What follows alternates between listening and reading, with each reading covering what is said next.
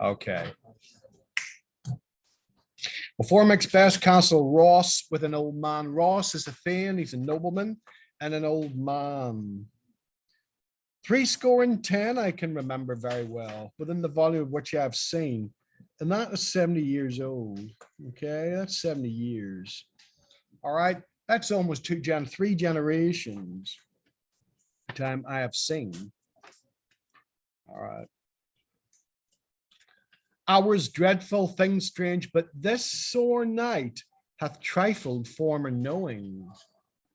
He hasn't seen anything like what has happened, and he's not referring to the death of the king, but something else.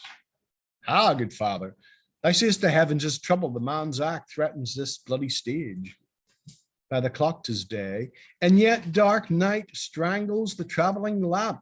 Okay, so we've got a really interesting thing. Unnatural events are happening around the death of the king.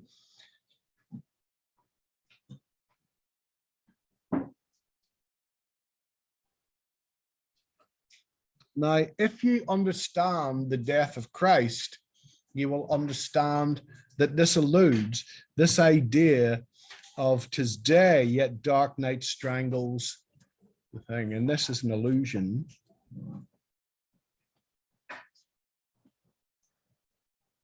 to the death of Christ.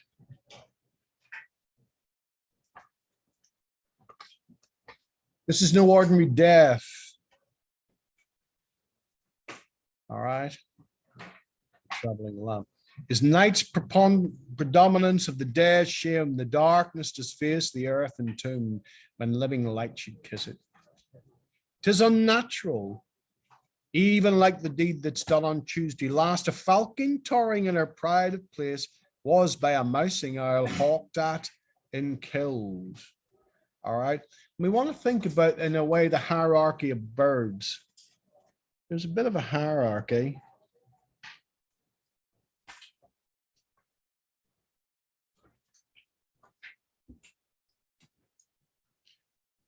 At the top would be the hawk.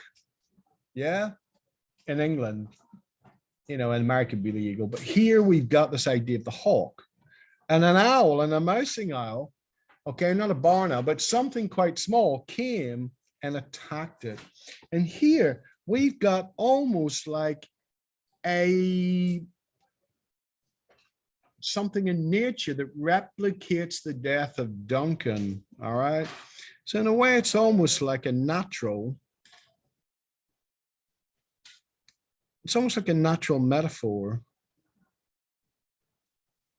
for Duncan's murder. And Duncan's horse is a thing most strange and certain. Beauteous and swift, the minions of their race turned in wild nature, broke their stalls, flung out contending against obedience, as they would make war with mankind. Again, that slave, the kind of beast of burden turns. Just said they eat each other. They did so to the amazement of mine eyes that looked upon it. Okay. Enter Macduff.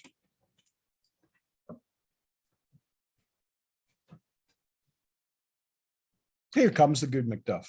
How goes the world, sir, now? Why see you not? Macduff, remember, is a man of few words. His words and his voice is in his sword. Is known you did this more than bloody deed, those that Macbeth has slain. And he quickly retorts, those that Macbeth has slain. He doesn't name them. Alas, the day. What good could they pretend? They were suborned. Malcolm and Dolman, the king's two sons, are stolen away and fled, which puts upon them suspicion of the deed. Now, what's really interesting here, he doesn't say that they did it. He talks about the dim, it puts on upon them. And the language here is language of disbelief. He doesn't really believe that the sons have killed their father. He doesn't believe that. Okay. against nature still and thriftless ambition, that wilt raven up thine own life's means, when 'tis most like the sovereignty will fall upon Macbeth. He has already named and gone to Scone to be invested. Where is Duncan's body? Carried to Colmkill, the secret storehouse of his predecessors and guardian of their bones.